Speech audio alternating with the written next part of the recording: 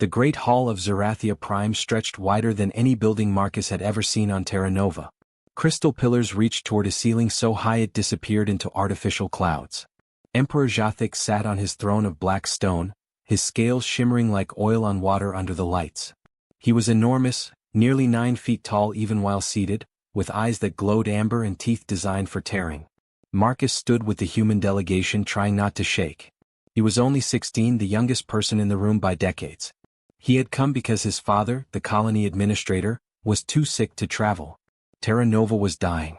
The soil was turning toxic, the water sources were drying up, and Earth was too far away to help. They needed the Empire's terraform technology, but the Emperor would only grant it to independent worlds, not colonies. The Emperor listened to their petition with obvious boredom.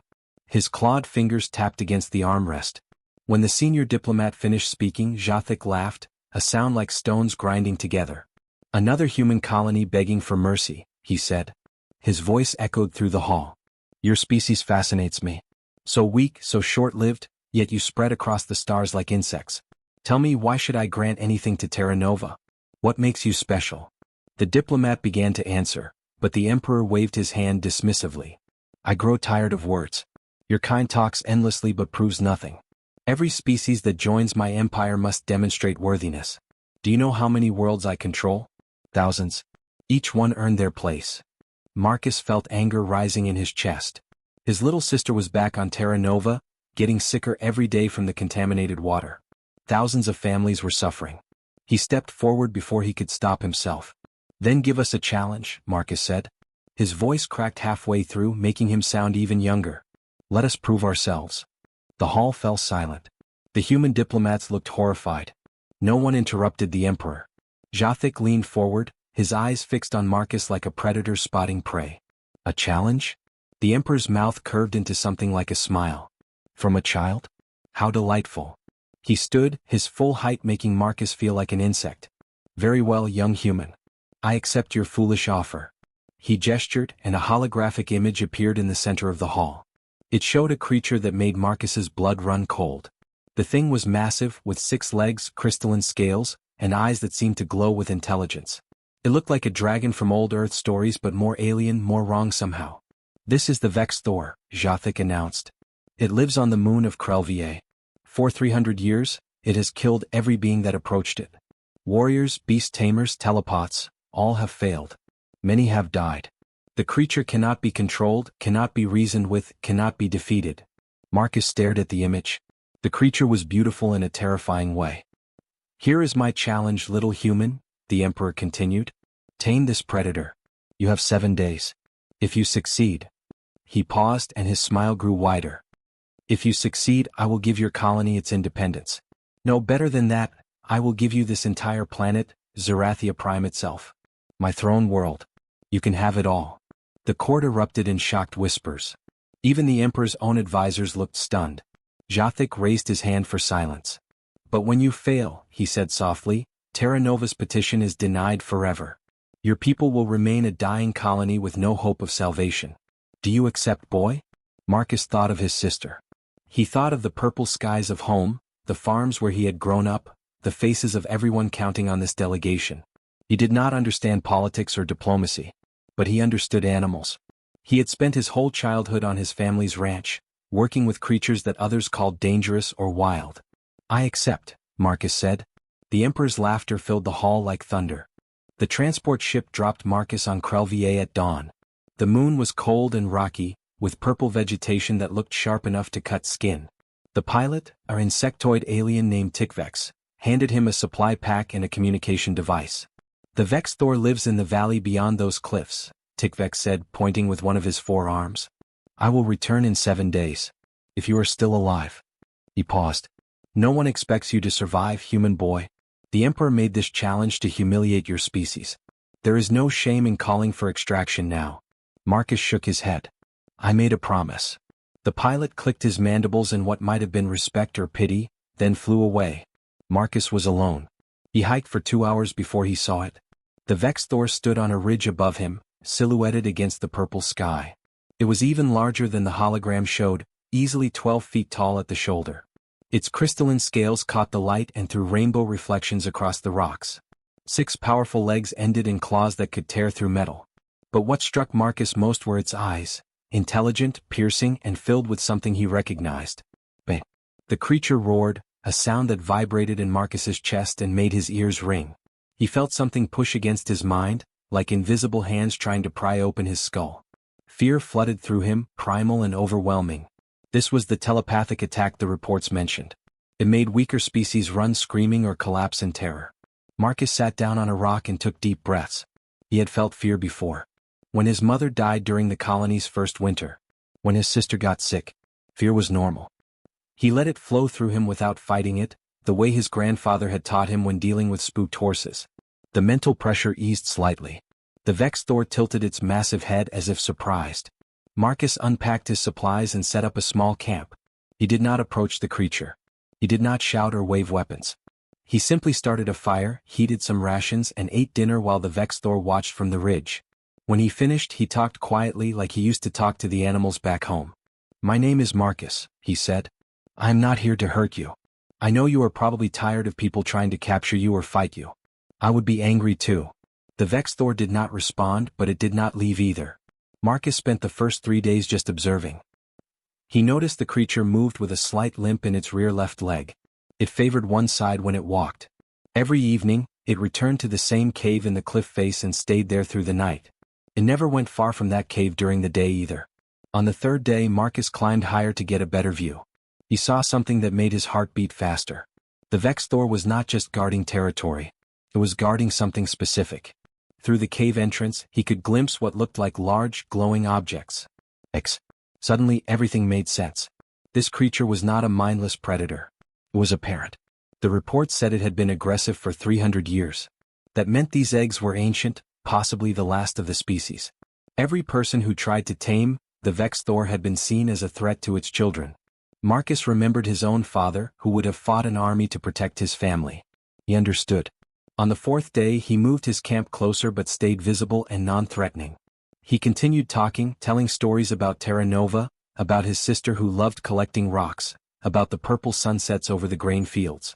The Vex Thor listened. Sometimes it made low rumbling sounds, not aggressive, almost conversational. On the fifth day, Marcus noticed the limp was worse. The creature was in pain. He saw dried blood near the infected wound on its leg, probably from fighting off the last group of tamers the Empire sent. Marcus made a decision. He prepared antiseptic from his medical kit, the same kind he used on ranch animals. Then he did something no one else had tried. He waited for the Vex Thor to approach him. The morning of the fifth day was cold. Marcus woke to find the Vex Thor sitting only 30 feet away watching him. It had never come this close before. He could see the details of its crystalline scales, the way they overlapped like armor. He could also see the wound on its leg more clearly now. The flesh around it was swollen and dark, definitely infected. Marcus sat up slowly, making no sudden movements. "Good morning," he said softly. "That leg looks bad. It must hurt a lot." The Vex Thor made a low sound, almost like a groan. Its telepathic presence touched Marcus's mind again, but gentler this time. Not attacking, just feeling, trying to understand this strange creature that did not run or fight. Marcus opened his medical kit and held up the antiseptic bottle where the Vex Thor could see it. "This helped my father's livestock when they got hurt. I do not know if it will work on you, but I would like to try. Only if you let me." He set the bottle on the ground between them and backed away. Then he waited. Hours passed. The sun climbed higher. Marcus made breakfast, ate, and cleaned his camp. He never pushed or demanded anything. The Vex Thor watched everything with those intelligent eyes. Finally, near midday, it stood and limped forward. It sniffed the bottle, then looked at Marcus. Marcus picked up the antiseptic and a clean cloth. His hands trembled slightly as he approached. The creature was enormous up close, powerful enough to kill him with one swipe of its claws. But he had grown up around animals. He knew the difference between aggression and fear. The Vex Thor was not angry. It was cautious, protective, and hurting. "I am going to touch your leg now," Marcus said. "It might sting a little." He reached out slowly. The Vex Thor tensed but did not pull away. Marcus gently cleaned the wound, removing dirt and dried blood. The creature flinched but held still. He applied the antiseptic, working carefully. The Vex Thor's telepathic presence wrapped around his mind, and for a moment Marcus felt what it felt. The relief as the medicine cooled the burning infection, the confusion about why this small creature was helping, the deep exhaustion of guarding the eggs alone for so long. When Marcus finished, he stepped back. The Vex Thor examined its leg, then made a sound like a rumble of approval. It touched Marcus's shoulder with one massive claw, gentle as a feather, then limped back to its cave. On the 6th day, the Vex Thor came to Marcus's camp and lay down nearby. It allowed him to clean the wound again. The swelling had already decreased. While Marcus worked, he continued talking. You know, I have a sister named Elena. She is only 9. She is sick because our planet is dying. That is why I am here. If I fail, she might not survive. His voice cracked. But I do not think this is about taming you. I think it is about understanding. You are protecting your children. I'm trying to save my family. We are not so different. The Vex Thor's eyes seemed to soften. It made a low, gentle sound and rested its head on the ground near Marcus. They sat together in comfortable silence. On the 7th day, Marcus woke to find the Vex Thor waiting outside his tent. It made a chirping sound, almost playful. Then it walked toward its cave and looked back, clearly inviting him to follow. Marcus's heart raced as he walked behind the massive creature into the cave. Inside, in a nest of soft vegetation, lay 3 enormous eggs. They glowed with a faint blue light, pulsing like heartbeats. The Vex Thor touched each egg gently with its snout, then looked at Marcus as if saying, "This is what I protect. This is why I fight." Marcus knelt before the eggs, tears in his eyes. "They are beautiful. You are an amazing parent." The Vex Thor made a deep, contented sound. It lowered its massive head and rested it in Marcus's lap, a gesture of complete trust. Marcus stroked the crystalline scales, feeling their warmth. Outside, monitoring drones captured everything. Across the galaxy, the Emperor watched his throne room, his expression unreadable. The Imperial throne room was packed with nobles, advisors and representatives from 100 different worlds. Giant screens showed the live feed from Krelvier. They all watched in stunned silence as the human boy sat with the Vex Thor's head resting peacefully in his lap. The creature that had killed countless warriors looked as gentle as a pet. Emperor Jathic's claws scraped against his throne's armrest. His amber eyes narrowed as he watched Marcus stroke the creature's crystalline scales. Around him, the court whispered in disbelief. "Impossible," muttered General Crix, a battle-scarred warrior who had lost half his squadron trying to capture the Vex Thor decades ago. The boy used some kind of drug or mind control device. "The monitors show nothing," replied Counselor Vesharay, a wise old being with tentacles instead of arms. "No technology, no tricks. The humans simply befriended it." The Emperor said nothing. His mind raced through possibilities. He had made the challenge as a joke, a way to humiliate the humans and demonstrate the superiority of his empire. No one was supposed to succeed. The Vex Thor was legendary for its aggression. And now a 16-year-old farm boy had done what the Empire's best could not. The transport ship arrived on Krelvier right on schedule. The pilot Tikvex emerged, clearly shocked to find Marcus alive and standing beside the Vex Thor. The creature did not attack. It simply watched calmly as Marcus gathered his belongings. "It is time to return," Tikvex said nervously, keeping his distance from the predator. "The Emperor awaits." Marcus looked at the Vex Thor. "I have to go now. But I will come back. I promise." The creature made a low, sad sound and touched Marcus's face with one claw, surprisingly gentle. Then it retreated to its cave to guard its eggs. The flight back to Zerathia Prime took 6 hours. When Marcus entered the throne room, still dirty from his week on Krelvier, every eye fixed on him. He felt small and out of place among all these important beings. But he walked forward with his head high, the way his father taught him. Emperor Jathic stood, his full height dominating the room. "You have accomplished something remarkable, human child. The records show you did not use force or technology. You simply waited, observed, helped." His voice was cold, calculating. "Tell me, how did you know this would work?" Marcus swallowed hard. "I grew up on a ranch, Your Majesty. My grandfather taught me that animals are not so different from people. They want safety, food, and to protect what they love. The Vex Thor was not a monster. It was a parent guarding its children. Everyone who tried to tame it treated it like a beast to be conquered. I just treated it with respect." The Emperor's expression remained unreadable. "You fulfilled the challenge. By my own words, spoken before this entire court, I must grant you Zerathia Prime. My throne world. Everything." The throne room erupted in chaos. Nobles shouted in protest. Some called for the Emperor to honor his word. Others demanded he find a loophole. A few even suggested declaring war on humanity rather than surrendering the capital.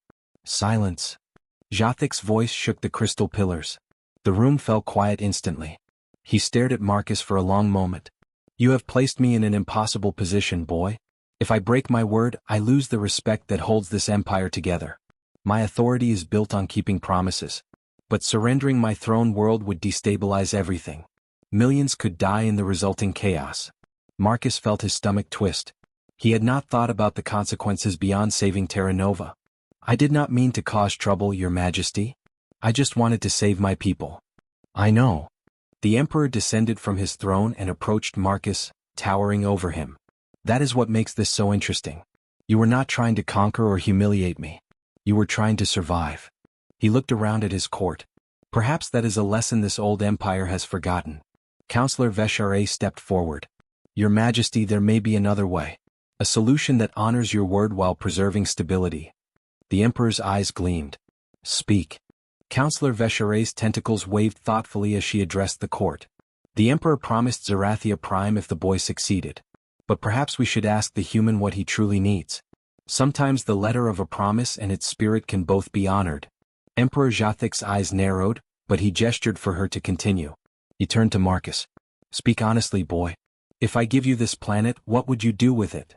Marcus felt everyone's eyes on him. He thought about his sister Elena, about the farms dying on Terra Nova, about the thousands of families struggling to survive. Your Majesty, I do not want your planet. I am just a farmer's son. I would not know how to rule a world, especially not one as important as this. If I took Zerathia Prime, your empire might collapse. Wars might start. People would die. Then what do you want? The Emperor asked. I want my people to live, Marcus said simply. I want Terra Nova to have the terraform technology so our soil can heal and our water can be clean again. I want independence so we can govern ourselves. I want my sister to grow up under purple skies without getting sick. That is all I ever wanted. The throne room was silent. General Crix looked confused as if he could not understand someone turning down such power. But Counselor Vesharay made a sound like approval.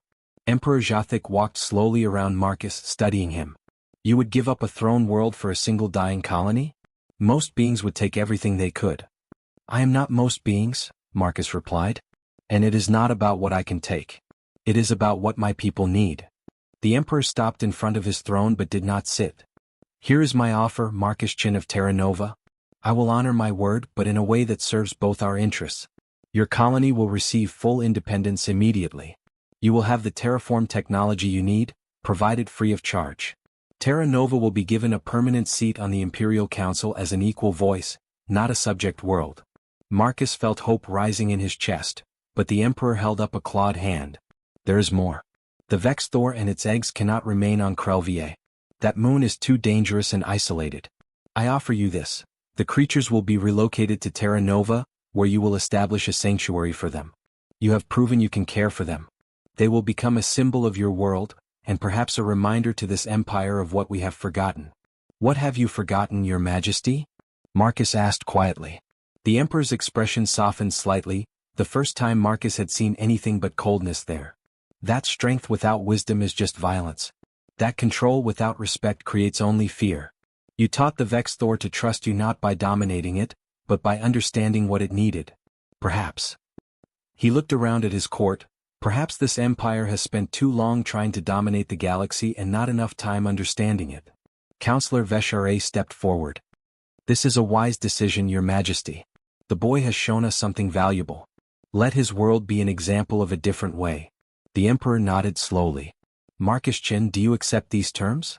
Marcus thought about Elena, about his father, about the purple sunsets over the grain fields. He thought about the Vexthor and its eggs finally safe. Yes, Your Majesty. I accept. Thank you. Do not thank me yet, boy.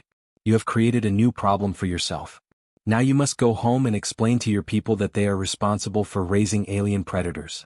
The Emperor's mouth curved into what might have been a smile. I suspect that will be its own challenge. 3 months later, Marcus stood on a hillside on Terra Nova. The terraform machines hummed in the distance, already turning brown soil green again. Beside him, the Vexthor lay in the purple grass, its 3 eggs nestled safely nearby. The creature made a contented rumbling sound as Marcus scratched behind its crystalline scales.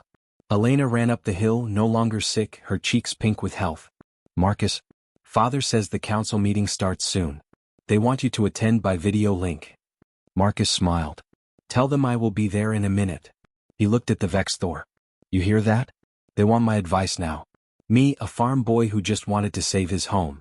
The Vex Thor touched his shoulder gently with one claw, the gesture they had developed as their way of saying trust and friendship. In the distance, the purple sun was setting over fields that would soon grow food again. Children played in clean water. The colony was healing. And in the capital of the Galactic Empire, Emperor Jothic watched the reports from Terra Nova. For the first time in his long reign, he wondered if perhaps there were different kinds of strength. The kind that conquered worlds and the kind that saved them. He made a note to visit Terra Nova himself someday. That human boy had lessons to teach and even an emperor could learn.